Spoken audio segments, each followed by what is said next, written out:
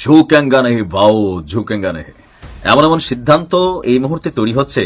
সিদ্ধান্তগুলোর জন্য আমি সরকারকে ধন্যবাদ জানাই, যারাই নিচ্ছেন এই সিদ্ধান্ত। তবে যেহেতু সরকারে ডক্টর ইউনূস, তো ধন্যবাদটা তিনি একাংশে পাও না।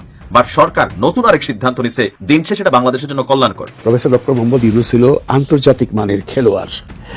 উনি খেলতে জানে, উনি খেলাতে জানে, উনি কাউকে কেয়ার করে যে তার মন রাখবো বা তার মন রাখবো করে করে আমি কোনো ডিসিশনে দিলাম না, এই ধরনের মানুষ উনি নয়। আপনারা সময় মতো ওনার হ্যাডম দেখতে পারবেন।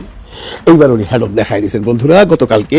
বিধ্বংসী সিদ্ধান্ত নিলেন ডক্টর মোহাম্মদ ইউনূস, সর্বত্র তোলপাড়। তো এই যে সিদ্ধান্তটি নিলেন, এটা নিঃসন্দেহে সাহসী, কিন্তু আজকে কোনো ধরনের আপত্তি গ্রহণ না করেই একটা বিধ্বংসী সিদ্ধান্ত নিয়েছে অন্তর্বর্তীকালীন সরকার। বললাম ভাই রে ভাই, আনন্দের ঢেউ ঘরে ঘরে। এটাই ভাই অঙ্ক, 2 দিয়ে 4 হয়, আবার 2 দিয়ে 0 হয়, আবার পাশাপাশি রাখলে ভাই 2 দিয়ে 22 হয়। এই 22 মিলিয়ে নিতে আমরা জানি পুরো ভূমিকম্প করে দিবে, পুরো ভূমিকম্প করে দিবে। রাজার উপরে রানী, রানীর উপরে গোলাম, এটা নাকি তুরুপের তাস। এবারের নির্বাচনে তুরুপের তাস খেলছে জামাত। সারা বাংলাদেশ এর চমকটা ছড়িয়ে পড়বে।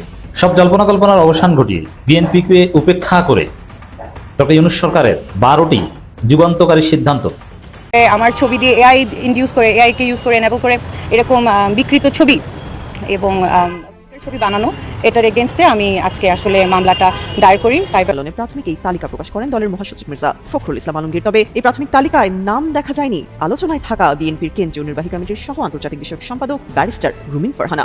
যেই বিএনপির নেতা কর্মীদের জন্য গত 15 বছর লড়াই করলাম, তারা আমাকে এখন ধাক্কা। খেলা তো জয় গেল। বিএনপির বিরুদ্ধে কঠিন পদক্ষেপ নিতে পারেন প্রফেসর ডক্টর মোহাম্মদ ইউনূস এবং তার সরকার।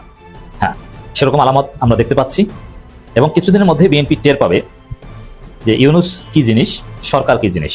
1991 সালে জামাত সমর্থন না দিলে বিএনপি আজ এই জায়গায় পৌঁছতে পারতেন না।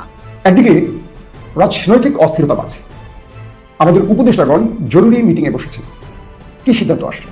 বিএনপি তার প্রার্থী চূড়ান্তের জন্য স্থায়ী কমিটির বৈঠকে বসেছে এবং শিগগিরই জানা যাবে কারা পাচ্ছেন 300 আসনে বা প্রার্থী হচ্ছেন। একটা কথা আছে, ঘরের শত্রু বিভীষণ, এমনটাই কিন্তু এবারে দেখা যাচ্ছে রাজনীতির মাঠে। বিএনপিরাই কিন্তু তাদের নিজেরাই শত্রু শুরু করে দিয়েছে। রুমিন ফারহানা থেকে নয়ন, কাউকে কিন্তু নমিনেশন দেওয়া হয়নি। অপরদিকে কিন্তু ডক্টর মোহাম্মদ ইউনূস ভয়ঙ্কর এক পরিকল্পনা সাজিয়ে বসেছে।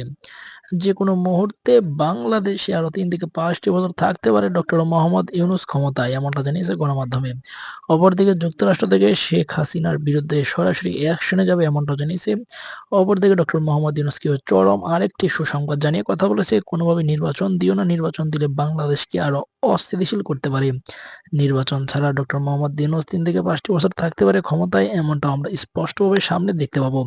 প্রিয় দর্শক বন্ধুরা, যদি এমনটা হয় ডক্টর মোহাম্মদ ইউনূস আরো 3 থেকে 5টি বছর ক্ষমতায় থাকে, তাহলে বাংলাদেশের মানুষ তাকে কিভাবে গ্রহণ করবে, কতটা স্বস্তি বোধ করবে বাংলাদেশের সাধারণ জনতা, অবশ্যই বিষয়টি কমেন্ট করবেন। অপরদিকে পিনাকি ভট্টাচার্য ডক্টর মোহাম্মদ ইউনূসের উদ্দেশ্যে কিন্তু বলেছে, ডক্টর মোহাম্মদ ইউনূসই ভালো এবং শ্রেষ্ঠ হিসেবে বাংলাদেশকে স্বীকৃতি দিতে পারবে, রোল মডেল হিসেবে বাংলাদেশকে আরো উচ্চতায় নিতে পারবে ডক্টর মোহাম্মদ ইউনূস। প্রিয় দর্শক বন্ধুরা, আপনারা এই বিষয়টি কেমনভাবে দেখছেন, তার এই মতকে কিভাবে প্রকাশ করছেন, অবশ্যই কমেন্ট করবেন। আজকের মতন এই পর্যন্তই, দেখা হচ্ছে পরবর্তী কোনো ভিডিও নিয়ে। সেই পর্যন্ত সুস্থ থাকুন, ভালো থাকুন, আল্লাহ হাফেজ।